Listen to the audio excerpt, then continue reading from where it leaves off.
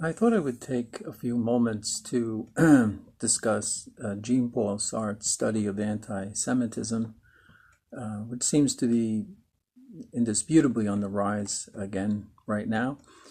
And so I should begin by noting that Sartre, like a number of other philosophers, wanted to come to terms with or shed some light on the carnage that followed the Nazi regime and the Holocaust. Those other philosophers from the Frankfurt School, Theodor Adorno or Erich Fromm, were joined by figures such as Hannah Arendt, whose famous coverage of the trial of Eichmann in Jerusalem contained her analysis. Sartre wrote his in the same kind of spirit and around the same time. The title, very direct, as a lot of Sartre's works are, Anti-Semite and Jew, differs from some of these other approaches in that it's not a psychological analysis of anti-Semitism. Instead, Sartre wants to bring to the study of anti-Semitism the power of his concepts, and three of them in particular, I think, are worth noting in the context of Sartre's study of anti-Semitism. The first is Sartre's idea of intentionality, which he elaborated on fairly early in his philosophical career, when he was most under the sway of Edmund Husserl. His concept of intentionality involves the position that consciousness is transcendent. It extends outward from the mind and is exhausted by whatever it happens to be conscious of. There's no residue left over. And so there's nothing really between the mind and what it is conscious of. It's a very important point because in one fell swoop, Sartre is removing a lot of the excuses that are sometimes proffered to explain our negative attitude or negative dispositions towards others. As he describes it in his article on intentionality, consciousness is a flight from identity with objects. It's important to note that that flight is also a flight from a negative identity, from not being something else. And that will come up again as we get into the discussion of anti-Semite and Jew. The second concept that I think is worth recalling in the context of Sartre's philosophy is his idea of the pre-reflective cogito. Now, you might remember that famously René Descartes had established the cogito, the I think, as the basis for his certitude regarding existence and the ideas that we have about existence. For Sartre, that thinking self has a prior thinking consciousness, and it is this consciousness which has an immediate access to the world. It is the basis of Sartre's realism. His demonstration of this, he says, look, if someone asks me if I have a pack of cigarettes, I don't exactly know how many I have in my pocket. Well, maybe I have about half a pack or so. And it's that kind of immediate awareness. The other example Sartre uses in Being and Nothingness is his famous analysis of the look. What takes place when I initially encounter the other in a social setting? Well, I'm conscious that the gaze of the other has sized me up as a consciousness behind a body, just as I have done the same with them. So this ties in a way to his idea of intentionality, because In the same way that I'm born dependent on the objects of which I'm conscious, I'm born dependent on others for a certain amount of recognition, as a theme that he famously develops in his play No Exit.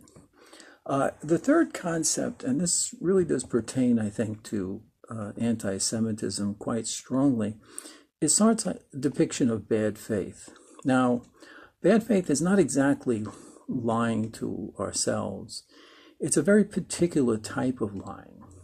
In bad faith, I'm trying to hide from myself the unpleasant, doesn't have to be unpleasant, it can be liberating, but the truth about myself. I'm hiding that I am open to the world and that I am absolutely free because I have a direct relationship to the world and to things in it. I might want to hide from that. It's very comforting to try to turn oneself into a stone or to an object. And sometimes we hear people say things like, well, I'm not that person, or that's not me. Well, from a Sartrean perspective, that's bogus. You could be that person. You may be. You're just choosing to say that you're a stone and you're not that person, quote unquote. And so in a way, Sartre is kind of pulling our covers and saying, look, all these things that we hide behind, they might make us feel better momentarily, but they're not true. We're treating ourselves like an object when we're actually absolutely free, which is not a comfortable thing, sometimes. And I'm not my identity either. If I define myself either positively or negatively, these are states I have, certainly. Working as a waiter or, performing some kind of function. And for that moment, I might be acting that way, but that's not who I am. Similarly, I'm not my negative identity. If I say I'm going to define myself on the basis of not being something else, as Sartre says the Anti-Semite does, then I'm being equally bogus. If I say I'm an Aryan and I'm not a Jew, what does that mean? It could be a description of some kind of sociological fact or something. But strictly speaking, it's not who you are. But it, like all actions of bad faith, it's a way to hide or to camouflage who and what you actually or one actually is. If you think about bad faith for a second, as I said, a lot of bad faith is about camouflage. It's about hiding from oneself, the truth about oneself. And oftentimes the malice of social pathologies like anti-Semitism do hide in plain sight in the kind of identities or formalities that we like to hide behind. And it's the job of the humanist, the ethical person, to try to expose that camouflage. A good example might be, during the civil rights movement, civil rights activists in the South knew the maliciousness of Southern white supremacy, Southern racism, but it always was able to camouflage itself when the cameras were on. But they knew if they provoked it, sort of, just by being themselves, I don't know why that's a provocation, but if they took freedom rides through the South, that would draw out the venom that was there and the camouflage would be removed. Well, something similar is what Sartre is talking about, an anti-Semite and Jew. The need is for direct action, direct struggle, struggle that really never ceases. Turning to anti-Semite and Jew, there's one particular character or form of it that Sartre discusses that I think is quite relevant. And it's his discussion of the character he calls the Democrat. It's not really a fair term, but what he means by that is the individual who is advising under the camouflage of support for the Jews that they take a less active role. Perhaps they shouldn't be quite as forceful. Perhaps they should be a little less visual, a little less obvious. And Sartre will have none of that. He's arguing that no, that's a denial of politics, and what's actually needed is more engagement, more explicit calling out of any kind of limitations on Jews or anyone else. Today, I guess the term that would be very favorable to Sartre would be the idea of a microaggression. And bad faith is kind of hidden in the form of microaggressions. It's an act. It's not a thought. It's not a state that one has. It's not a matter of education. It's an act. It's a disposition that one has. It's a conscious act, and so it has to be engaged with on that basis.